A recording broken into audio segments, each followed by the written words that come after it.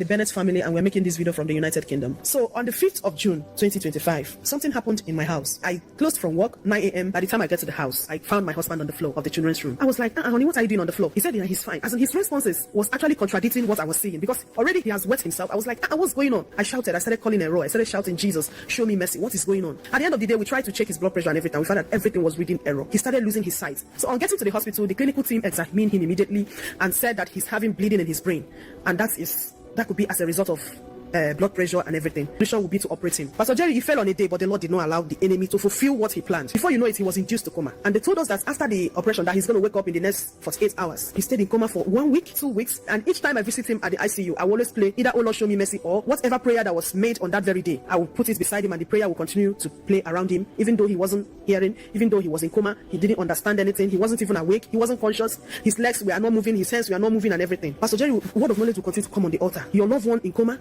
is coming out. Your loved one in the ICU is coming out. Your loved one entered in for a surgery and has not woken up from that coma.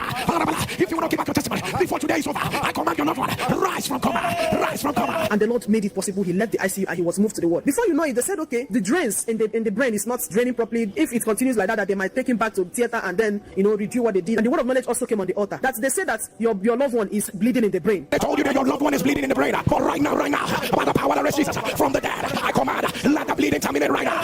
Let the bleeding terminate. And before you know it, it has completely drained. They said, oh, he's not going to move his head. He's going to lose his memory. He will not be able to remember anything. That he's going to have disability. And we keep praying. And the word of knowledge keep coming, reversing every negative report that was proclaimed over his life. Another stage of his trial was when he had infection in that same brain. But the word of knowledge came and said, they said that your loved one have infection in the brain, that the Lord is reversing it. Infection in your brain. Let it be reversed. Let it be reversed. And that was how God also reversed it. Just was created to enable him to breathe. They said that he's likely going to go with that track, that is not removing it anytime soon. But the Lord reversed it. According to them, no patient has experienced the level of healing my husband experienced. That most of the patients will always carry that track for a long time. It's either they carry it to rehabilitation or they carry it to home before they will now decide on when. But God finished the work. He cut it short in righteousness. He finished the work. Nothing missing, nothing broken. My husband didn't suffer any paralysis, no deformity. He's walking, he's eating, his brains, everything, memory are all intact. We want to say thank you to Jesus. He is healthy, he is strong, his hands are okay, everything, nothing missing, nothing broken. Thank you to Elroy, the God that sees us. For what God